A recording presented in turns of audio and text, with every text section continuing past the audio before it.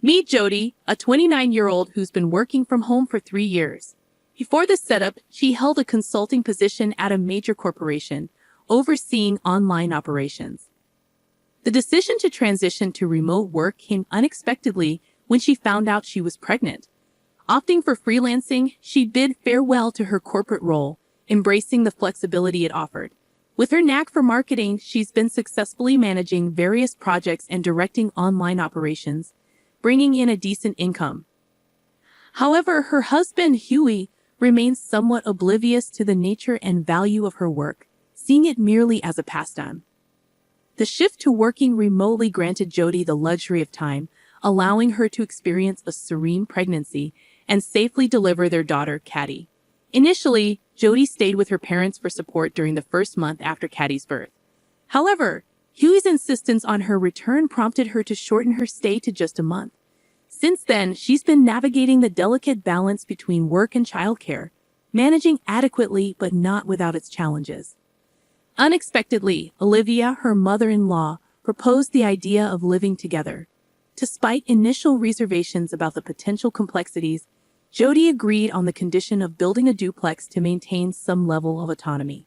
The construction proceeded smoothly, and soon they moved into the new home, sharing common spaces. While initially pleased with the arrangement, Jody's contentment soon turned to frustration as Olivia began to impose various household tasks on her, often disrupting her work. Olivia's demands grew incessant, leaving Jody little room to focus on her professional responsibilities. Even when Jody voiced her concerns to Q, she found little support, with him dismissing her grievances and insisting she comply with his mother's requests. This lack of understanding and support from her husband only added to Jody's stress, pushing her mental and physical well-being to its limits. "I'm working hard and you're just playing. That's pathetic." With every complaint I voiced, Huey's attacks escalated, dismissing my efforts as nothing more than play. Even when I insisted that I was seriously working, he refused to believe me. Cody, my father-in-law, seemed to echo Huey and Olivia's sentiments, viewing working from home as little more than a hobby. Their lack of trust in my work left me questioning my own worth, fearing abandonment due to my perceived inadequacy. Then one day, when Hugh was off work and everyone was home, I had Caddy lying next to me as I worked. Huey barged into the room with a loud noise, demanding I come to my parents-in-law's room immediately. Ignoring Caddy's cries and leaving her behind, he must have known she was there. Was the loud noise really necessary? Doubting the sensibility of Huey and my parents-in-law, who interrupted my work, I picked up the crying Caddy and went downstairs. Entering the living room, I found the parents-in-law and Huey chatting happily.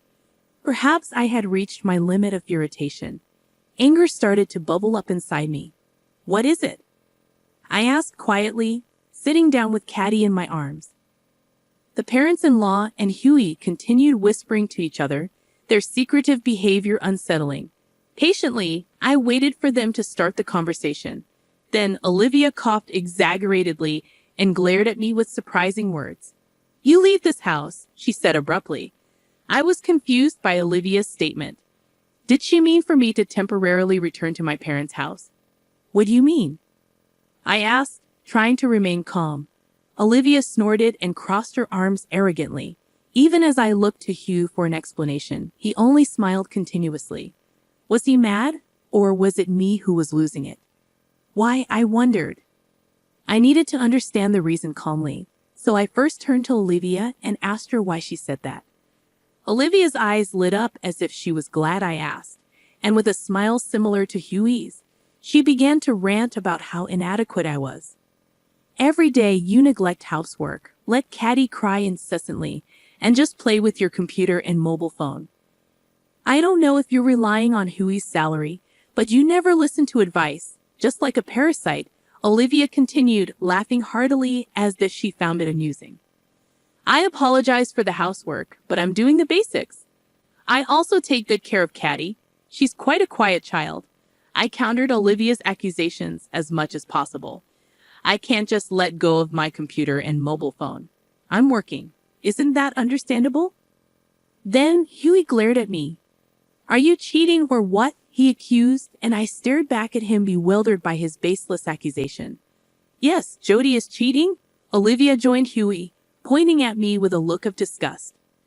I was appalled at their audacity. I'm not cheating. I can show you my mobile phone right now, I said, taking out my phone to prove my innocence. But Huey just scoffed at it. Anyone can deceive with that. Can't trust you, he said dismissively. Realizing arguing was pointless, I put away my phone for now. We don't need someone like you. Parasites should move out immediately. Olivia continued to berate me. Move out quickly, she continued. I started to feel like maybe leaving with my daughter was the only option. However, there was one reason I couldn't decide to leave just yet: the duplex house. I was the one who paid for it, went to the construction company repeatedly, and was particular about the interior and exterior. Therefore, I couldn't just easily say, yes, sure, and leave this place. Moreover, the mortgage is still in my name, and I doubt Huey's salary alone could cover our living expenses. If I leave, my income goes too. Are you sure he can manage? I gave them one last chance to reconsider, but Huey scoffed. What income of yours? Don't make me laugh. We've been living off my salary alone until now. His ignorance made me feel almost sorry for him. I sighed deeply and turned to Olivia. Hugh is quite a handful, even more than a 6-month-old daughter. Will you be taking care of him? Huey is high maintenance. He needs his towel, underwear, and pajamas ready after his bath, his shoes polished daily, his shirts ironed, suits deodorized, and wrinkle-free. If his morning coffee strength is slightly off, he loses his temper like a madman. I doubted Olivia could handle such a needy Huey. I asked, offering Olivia a chance. I can do a better job than you. Who's just been playing around, she scoffed. Besides, if you leave, Huey already has someone else in mind. Olivia, looking pleased, said something that she shouldn't have to hear. What do you mean? I didn't miss a beat and turned my gaze to Hugh and Olivia. Olivia showed a look of regret and hastily averted her eyes. Hugh glared at Olivia. Why did you say that? He whispered in a low voice. Explain what's going on. From their reactions, I gathered that Huey might have another woman. I glared intensely at Huey, prompting him to speak uncomfortably. Apparently, according to Huey, for several months, he's been seeing a woman named Carol, a young lady in her early 20s who fell for Huey at first sight during a business encounter. After her advances, they started dating. Carol is beautiful, graceful, and has a wonderful personality, Hugh says with a laugh. I couldn't believe it considering Huey's looks. I couldn't fathom why such a young woman would be interested in him. Half believing, I asked Hugh for proof, thinking if it's true, I'd secure compensation. Hugh showed me his WhatsApp history with Carol, and as expected, the messages were mostly from Huey, suggesting dates and compliments. However, Carol seemed disinterested in anything beyond work, politely declining personal interactions. Moreover, she typically responded formally, with no stamps or anything, just simple replies. Stunned by Huey's smug face, I was at a loss for words. I took screenshots of the conversation, transferred them to my phone without permission, and saved them. You never know when they might serve as evidence. Then I'll leave. With all that had transpired, my affection for Hugh had cooled off entirely, and I didn't care what happened to them anymore. I'll take Caddy with me, I declared as Huey and the parents-in-law seemed pleased with my decision to leave. Huey's face turned serious, and his raised hands fell. What are you talking about? You can't raise Caddy without any income. That's right, leave Caddy here. Don't be silly, Hugh, and the parents-in-law didn't understand why I needed to take her with me. As far as I'm concerned, I don't understand why I should leave my daughter in such a place. I've told you I have an income, and why would I leave her with people who can't even take proper care of her? When Caddy grows up, she'll work hard, and I'll relax. Hugh interrupted with his nonsensical talk as I was explaining why I wouldn't leave Caddy. My anger was building. He kept spouting selfish things, not realizing he's digging his own grave. He even plans to use our daughter as a tool. Very well then. Let's decide the custody through court. Please prepare a lawyer. Until then, I'll take care of her. But I knew that arguing here would only complicate things further with Huey and the parents-in-law, with unwavering confidence that I wouldn't lose. Once they agreed to legal proceedings, I wasted no time in preparing to leave immediately. Over the next few days, I never left my daughter's side, making all the necessary arrangements. I visited the construction company that had helped build the house and explained everything. I asked if they knew any good real estate agents to sell the house. Nick, the president of the construction company, became my ally, assuring me they'd handle everything. They quickly arranged for the sale, and to my surprise, due to the house's recent construction, pristine condition, and excellent location, it sold for far more than I expected.